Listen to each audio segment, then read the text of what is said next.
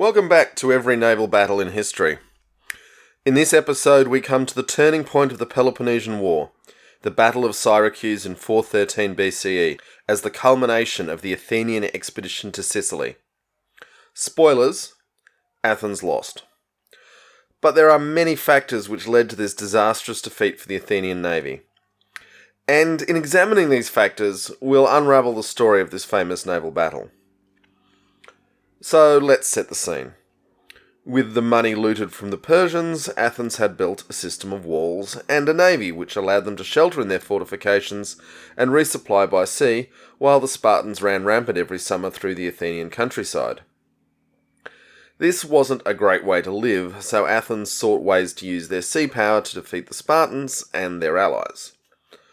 By 415 BCE, the whole conflict had been going on longer than many of the protagonists had been alive.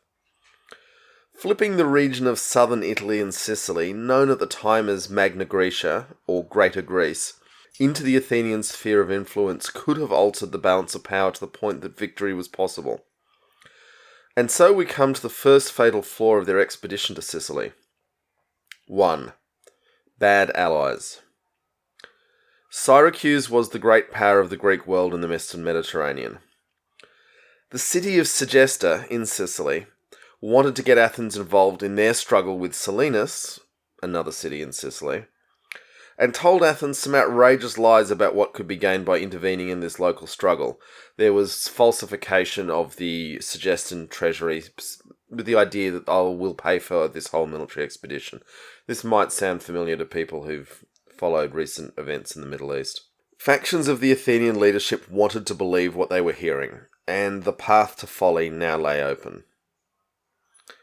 Problem 2. No clear objectives.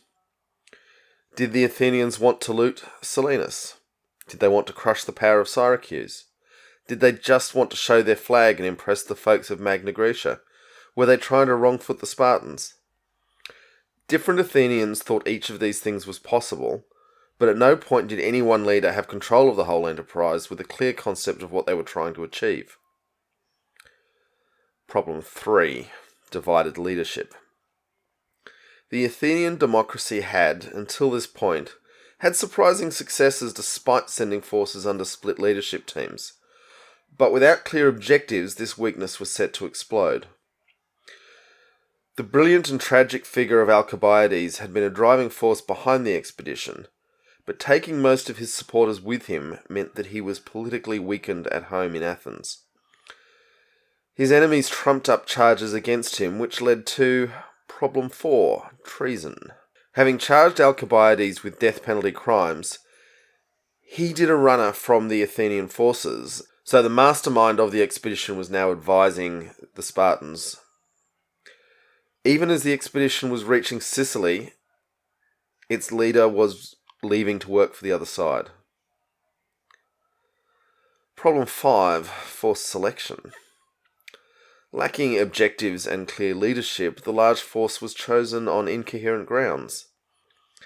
Nicias, who had objected to the expedition, was put in charge because of his skepticism.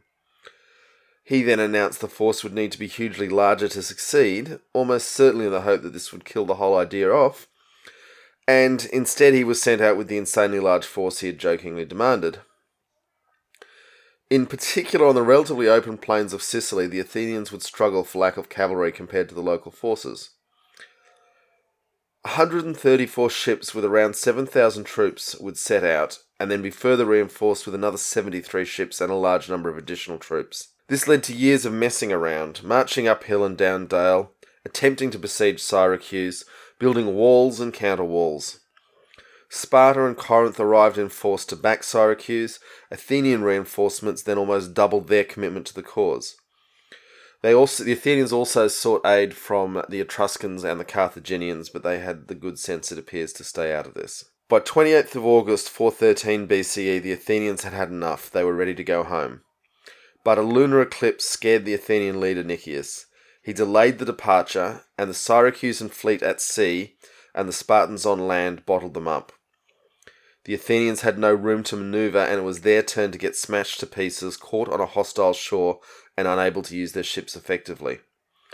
By September 13, the battered remnants of the force, still 40,000 of them, attempted to escape overland. Nicias and the Demosthenes were executed. The other men were starved to death in confinement in stone quarries. Word of the disaster slowly filtered through to a disbelieving Athens. As is often the case with naval defeats, the ships were relatively easy to replace, but it was the tens of thousands of trained mariners with years of experience that could not be magically restored. Athens, through sheer stubbornness, would continue the war for some time, but her power and her dreams of empire died in Sicily, for entirely preventable reasons of Athens' own making.